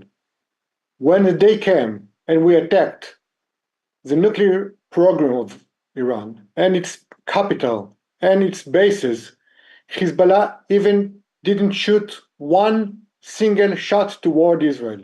Just sat there and told Iran, you're strong enough, hold on, we are supporting you from the behind, which means Hezbollah is very weak, much weaker than it used to be. Hamas is almost done. It has some power in the Gaza Strip, but it's much weaker than it's been. And you're right, there are the Houthis, which are some threat to Israel and some other militias, but Assad and his regime, which enables Iran approach to Israeli border, collapsed. And now the regime in Syria is actually rejecting Iran and in a way cooperating with Israel. Remember that Al-Julani told Israel, you're welcome to hit the Iranian missiles on Syria's soil, skies, which means he's actually lying and cooperating with us. So the Iranians tried to build what they called a ring of fire around Israel that will hit us in one day when they decide, or when we attack them, and when the moment came and we hit them, and for 12 days, Israeli jets bombed around Iran. None of them almost act in any way against Israel. So strategically, the situation is much better for us than it used to be 2 years ago, because Iran proxies are much weaker. Iran itself is much weaker. Its missiles heated almost severely, not completely, and its nuclear program heated severely, not completely. There's still work to do. Remember, well, Mr. Friedman, all I can say at this stage, as you know, we're running out of time, is that let's hope the ceasefire holds. It's critical because there were violations of the ceasefire, but the fact of the matter that we get an agreement. You're right, but let's hope that we get an agreement that will prevent Iran of getting more capability of nuclear weapon, and otherwise we have to hit again. Well, let's hope there is a ceasefire and there is no hitting either by Israel or by Iran. But the terms of that ceasefire is something that I suppose is going to be the next chapter in this long battle. But let's hope that there is peace on the ground. There's been enough bloodshed already.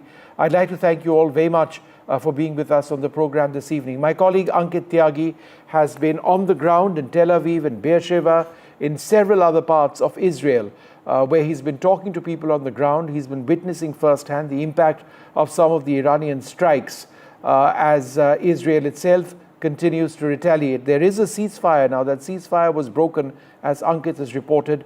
This is a compilation of his excellent ground reports from Israel.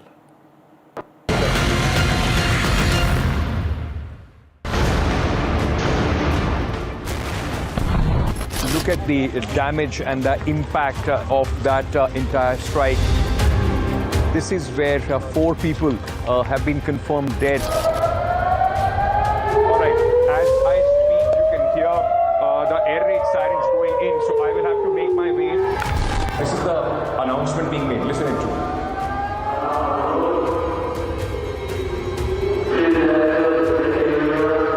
So this announcement basically saying make your way to the safe area.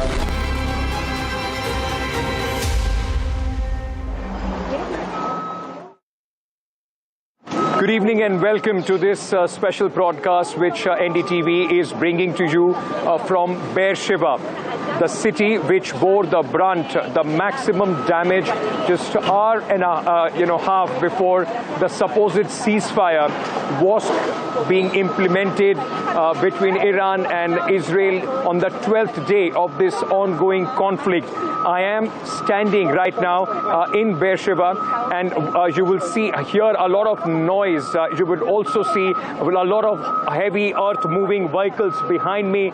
They are at the site of what used to be a residential building right here. This is that residential building which was struck just 1 hour 15 minutes before the supposed ceasefire came into effect between Israel and Iran. 4 people lost their lives in this and 5 were badly injured, those who were pulled out of the rubble. Right from that time, there was expectation that Israel will respond, and what will then happen to the ceasefire. Both Iran and Israel seem to be wanting the last upper hand before the ceasefire could be implemented. That really angered the United States President Donald Trump, because remember, the Israeli defense minister had very clearly said that Israel is going to respond with full force to the aggression from Iran. Donald Trump came out, warned both the sides not to escalate. The big question now is, will this fragile peace, will this fragile ceasefire hold? Israel, as soon as we made the deal, they came out and they dropped a load of bombs, the likes of which I've never seen before. The biggest load that we've seen. I'm not happy with Israel. You know, when I say, okay, now you have 12 hours, you don't go out in the first hour and just drop everything you have on them. So I'm not happy with them. I'm not happy with Iran either. But I'm really unhappy if Israel's going out this morning because of one rocket that didn't land, that was shot, perhaps by mistake, that didn't land. I'm not happy about that. So will this peace hold? That's the big question. We have heard from the, through the day from the Israeli side, they have been saying the ball is in Iran's court. But let me very quickly at this moment bring Syed Asif Zaidi, research scholar at the Al Mustafa International University, who is joining me at this moment. Mr. Zaidi, thank you for speaking to me. Let me very quickly first begin by asking you, Donald Trump has said that both the sides have violated ceasefire. The defense minister of Israel has also mentioned that they will hit back hard because of the transgressions of Iran. That's their charge. They are saying after the ceasefire announcement, there was still missiles which were lobbed. One of the buildings behind me was also hit. What is the Iranian side's view on this? Do you think that this ceasefire is going to hold?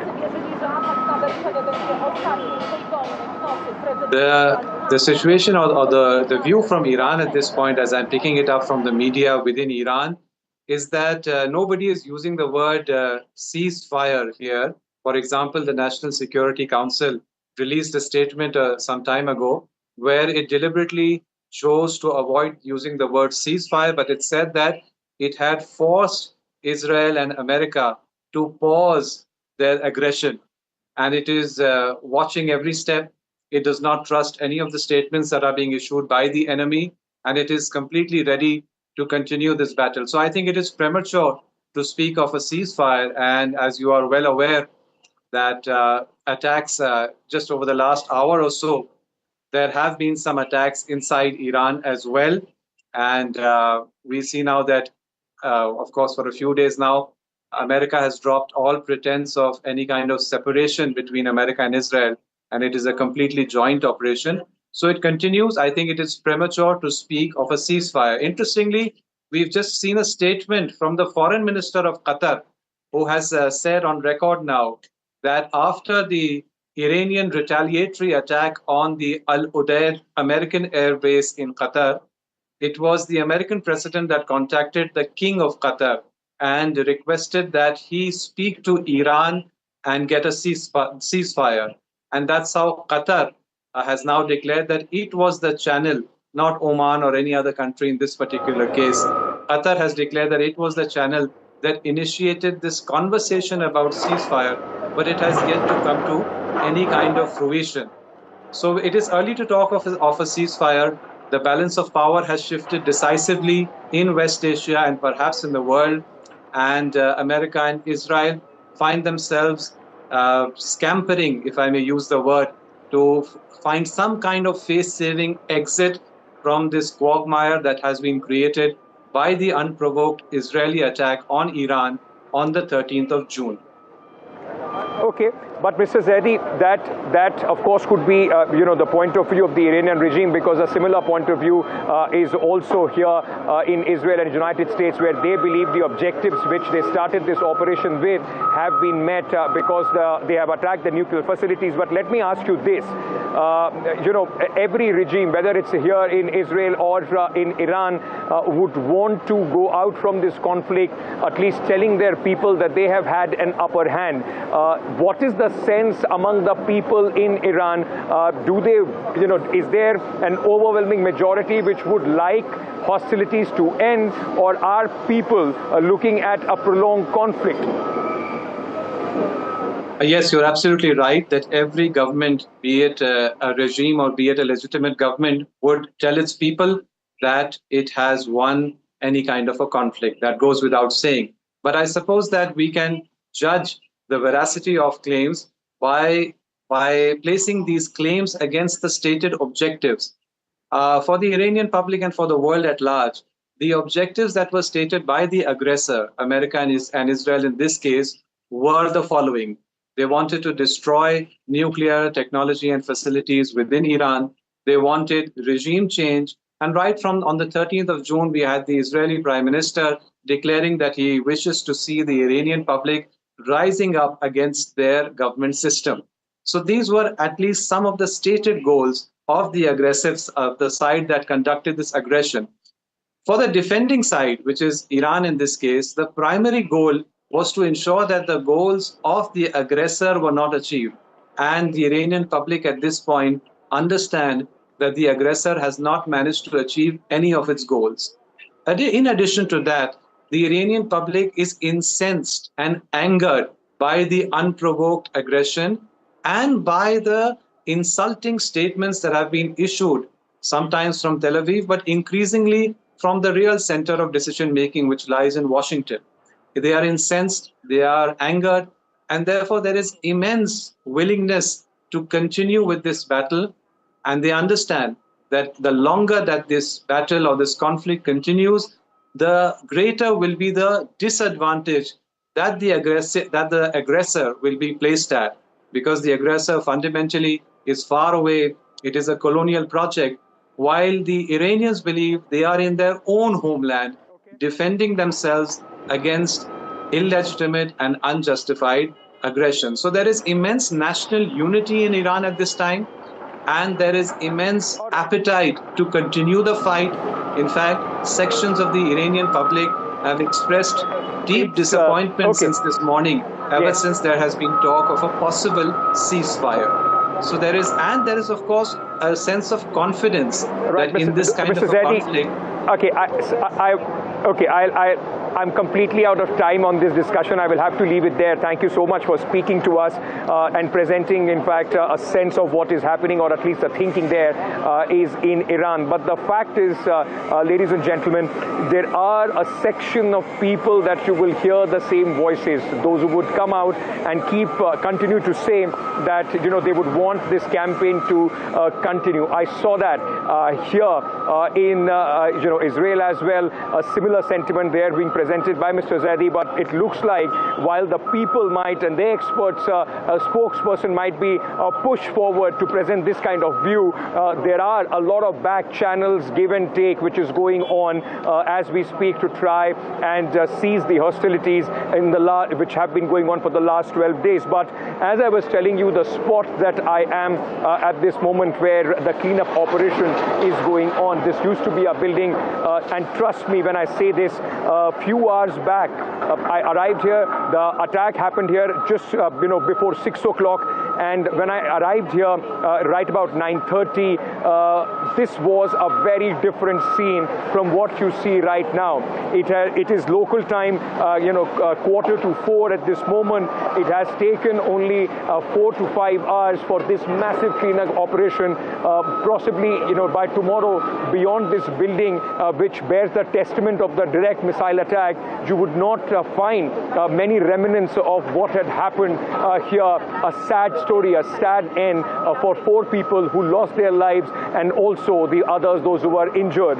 Let me very quickly take you through my ground report of what I saw when I arrived at this very juncture, because bear in mind, Beersheba becomes the very important point with whatever happens as far as this fragile ceasefire is concerned. We are coming to you from this location which was hit in Beersheba, a residential high-rise which was hit at 5 o'clock, 5:20 local time here. And look at the damage and the impact of that entire strike. What I can see behind me, an entire block of this building absolutely, damaged and devastated. It has come down. This is where 4 people have been confirmed dead after the first barrage of missiles came in from Iran. This is one of the the localities in Beersheba, one of the cities there, and you'll still see the rescue workers or right on top as well. This is where 4 people lost their life. 5 others were pulled out of the rubble when the rescue workers reached this place. And even at this moment, where we are standing right next to the building, all that you can see are the signs of impact and what is left behind after that devastating strike that took place here in Beersheba. All around, even in the buildings which did not take the direct hit, there are signs of broken glasses, windows absolutely shattered, and totally damaged cars that are strewn all around. And the rescue work is still going on. If you would see behind me in this building, this entire section of this building, this entire block has absolutely been damaged. There were 5 barrages today that we saw coming in from the Iranian missiles. At this moment, at least, what we have been told is that till 7 p.m. The Israeli government is going to see how the situation develops before any further announcement is made as far as the ceasefire is concerned. In the last 3 days that I have been here in Israel, in Tel Aviv, every night there have been air raid sirens which have gone up, and projectiles have been lobbed towards Tel Aviv and other cities of Israel. But just in the last hour, or little more than that, before the ceasefire was to come into effect, today was an extraordinary day in which in about 70 minutes, 5 times, the sirens went all around Tel Aviv and other cities. In just almost every 5 to 10 minutes, we were running to the nearest bomb shelter. All right, as I speak, you can hear the air raid sirens going in, so I will have to make my way towards the shelter. This is the 4th time that these air raid sirens have gone in, and we will try and make our way out and see if we can find us a safe place. This is the 4th time the air raid sirens have gone out here in Tel Aviv and Israel. Thank you so much.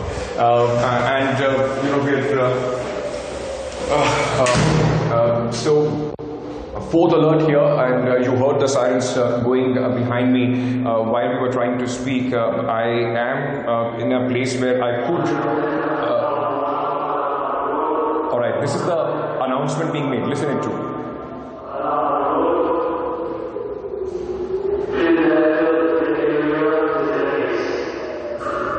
So this announcement basically saying make your way to the safe area, and at this moment I can tell you that this is the 4th air raid siren that went off when you heard the massive air raid sirens that just began to in fact blare here in Tel Aviv as well. I have lost the connection to the studio. I'm hoping that I can get connected again, because the signal here in the safe room are extremely bad. Okay, again we can hear some loud thuds. It seems that interceptors are on the job. There are some missiles which have been lobbed towards Tel Aviv, at this moment I can only tell you that this is from the time I've come in, it's the 3rd day now, and I have never seen in the last 3 days, 12th day of the war, how continuously barrage after barrage of missiles is coming in from Iran. Massive cleanup operation here in Beersheba just few hours after that direct hit to this building behind me. Frantic work going on with rescue workers now clearing the building, and debris being cleared and picked up with massive machines which have been pressed into action. In fact, it was not just this building but cars and buildings around this area which were also damaged, now being picked up one by one by these cranes which are coming in and taking the stuff away. When this strike took place, I spoke to the international, when I reached here, I spoke to the Israeli police international spokesperson, who gave us an idea about the exact moment of the impact and the scenes that they saw right when they arrived here. Lieutenant Dean Elson, he is the international spokesperson for the Israeli police. Thank you so much for speaking to us. Let me ask you for this. There must be first responders who would have come at that point of time. When did the missile strike take place in this building? It's a completely residential civilian area.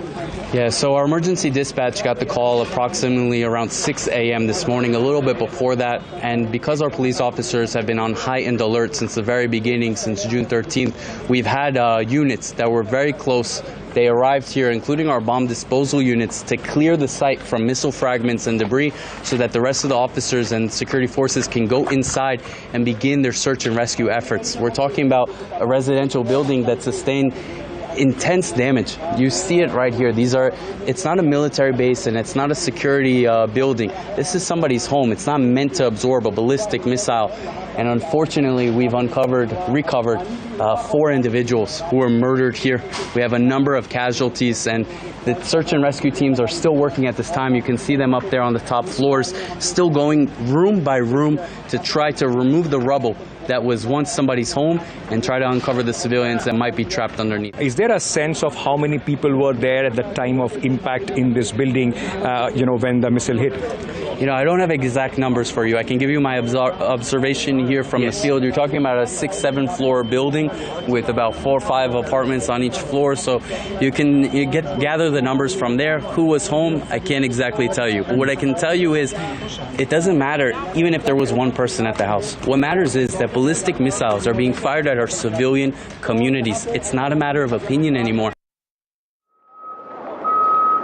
Right, so that was, all that we saw today. And now the big question is, will this fragile peace, in fact, hold with the ceasefire hold? And as I say that, and I was telling you earlier of this massive cleanup operation, which is going on here with debris being cleared, just look behind me where this, machine is trying to pull this truck, which was parked in the vicinity of this building, which took a direct hit just, about an hour before the supposed ceasefire was to come into effect, and at least for the people here in Israel and for these rescue workers, they would be hoping that this is probably, if the ceasefire holds, the last time that they would have to indulge and do such massive cleanup operations.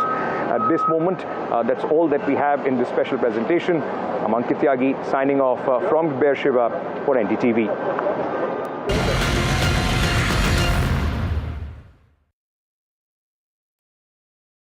तू ही तो है जिसकी सच्चाई वाली clarity की वजह से मैं आज यहाँ हूँ। गोल्ड प्लस सिल्वॉक्सी मिरर्स, ऐसी क्लैरिटी कि आपको सिर्फ सच नजर आए, चाहे कितने भी साल बीत जाएं। If it matters to you, if it matters to you, if it matters to you, it matters to India. It matters to India, and it matters to me, and it matters to me. India Matters with Shivaru, only on NDTV 24/7. How often have you turned away from debates that descend into endless fights? We bring you a show where every question is answered, where every debate finds its resolution, where every story finds its conclusion, where opinions collide but facts prevail, where stories unfold with insights and trust. When the noise ends, the last word begins.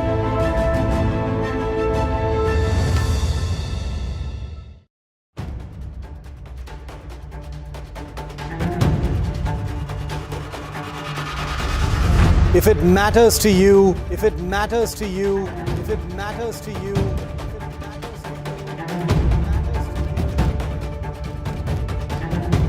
it matters to India, it matters to India, it matters to India, and it matters to me, and it matters to me.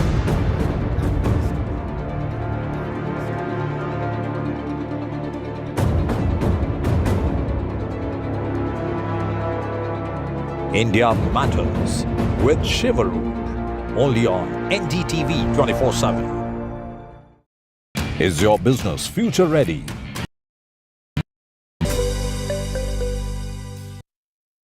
Adani Group founder and chairman Gautam Adani addressed investors at the annual general meeting held today. While outlining the group's achievements in the past fiscal, he assured investors that though the road had been rough, the group had emerged victorious through all its trials. in the face of the storms and relentless scrutiny, the Adani Group has never backed down. Instead, we proved that a true leadership is not built in sunshine. It is constructed in the fire of crisis. This was tested again last year when we faced allegations from the US Department of Justice and the ACC relating to Adani Green Energy.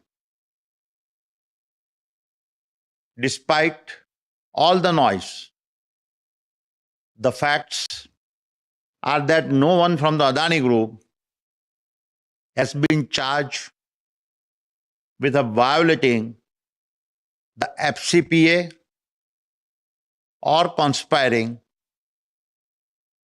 to obstruct justice.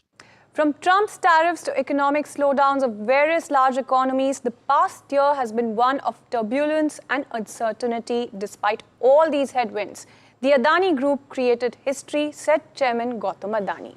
Our governance is of global standards, and our compliance frameworks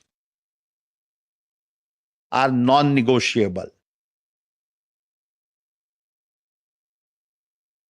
And our numbers tell their own story. Even in a year of turbulence, we saw record-breaking revenue, unprecedented growth, and historic profitability. We are a proof of a group that dares to dream beyond constraints and powered by a nation that breathes possibility into every tomorrow ahead of us. He also outlined the important role played by Adani Defence in Operation Sindoor. Listen in. Operation Sindoor called, and we delivered. Our drones became the eyes in the skies, as well as the swords of attack, and our anti-drone systems help protect our forces and citizens. Gautam Adani also laid out the group's plan for the next 5 years, annual capital expenditure of $15 to $20 billion, and the group's plans towards helping society. Our capital investment across businesses is set to break all records. We anticipate an annual capex spend of $15 to $20 billion for the next 5 years.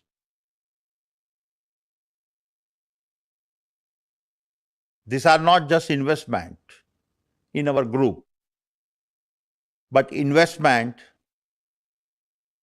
in the possibilities for doing our part to build India's infrastructure.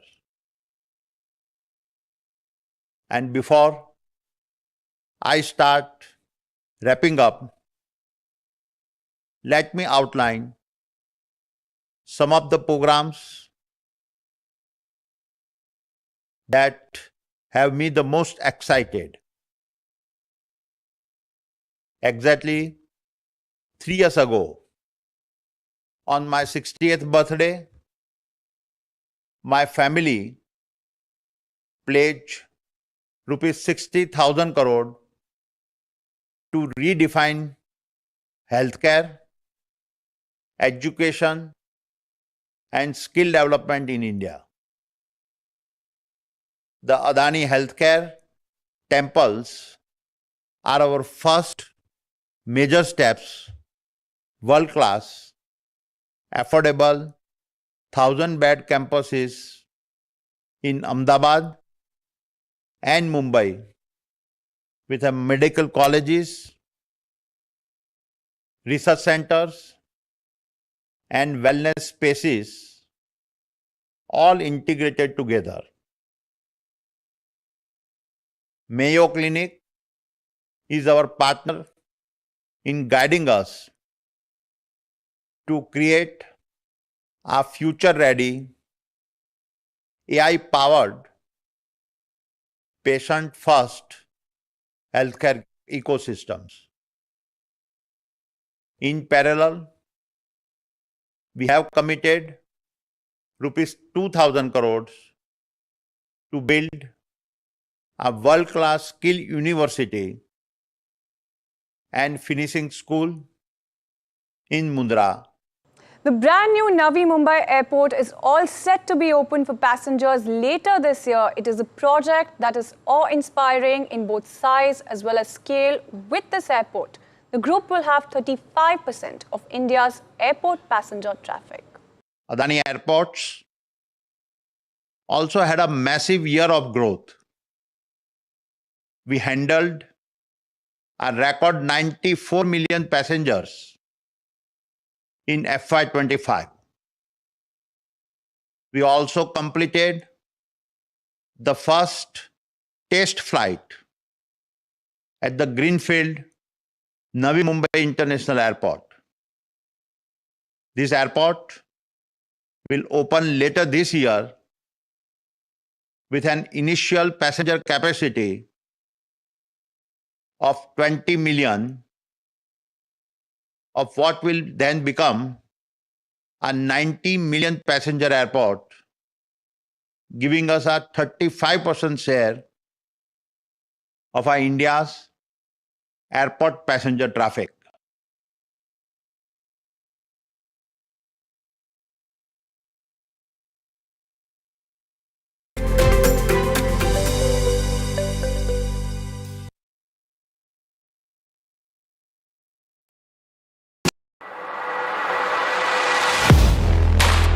Do you really know the company you invest in? What is the real picture behind presentations and claims? Is the outlook as rosy as the company claims? Know Your Company, powered by NDTV Profit Research, shines a light on the biggest stock market movers.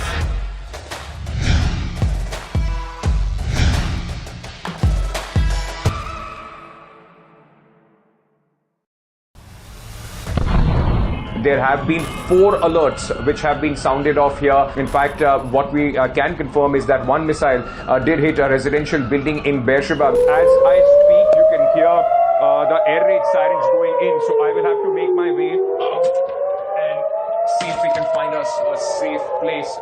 This is the announcement being made. Listen into it.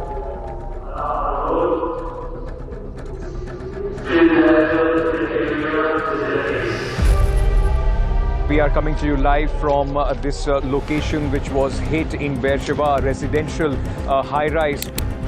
Ruins of this building tell you the cost that this war, the 12-day war so far, has taken.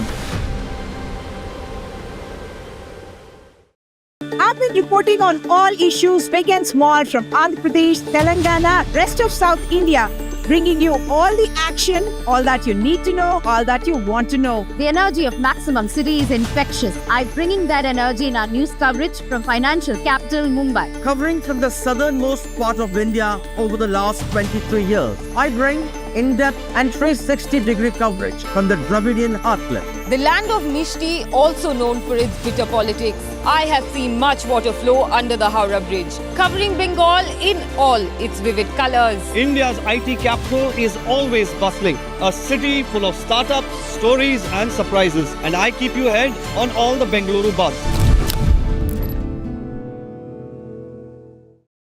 In today's interconnected world, India's voice is more crucial than ever. When India speaks, the world listens. At NDTV World, we are that voice, bringing you intelligent and insightful news from India and beyond. From geopolitics and diplomacy to economic shifts, migrations, tech disruptions, and the stories of our diaspora. We cover the news that shapes our global future. NDTV World, your new home for global news is here. 50 years of the emergency. भाइयों और बहनों, राष्ट्रपति जी ने आपातकाल की घोषणा की है. India's darkest hour, June 25th, 1975. Lest we forget. The emergency. NDTV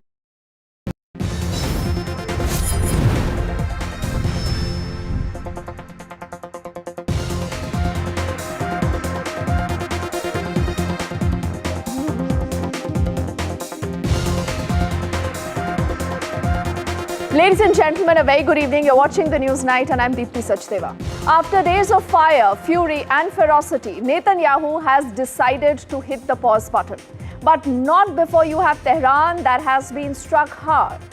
Does this mean that there were cracks possibly in Israel's defense? We do not know. Was there humiliation? Again, that is a question. Trump did not take this lightly. In a rare rebuke that has never happened, he's lashed out, perhaps his very first time against Israel. And he says you must not drop the bombs. Now with a sudden ceasefire, Trump has declared peace and positions himself as the new king, quote unquote, the king of the Middle East, nuclear or not. Iran is emboldened. Israel, for the moment, looks shaken. What is the US message? For the moment, it's a little bloody, difficult to read through it. And in the shadows, you have Russia that is watching and smiling. Let's get you breaking updates on a story that is still developing fast. You have shots of celebration that have come in earlier from Tehran, and that's our first breaking update here on the show.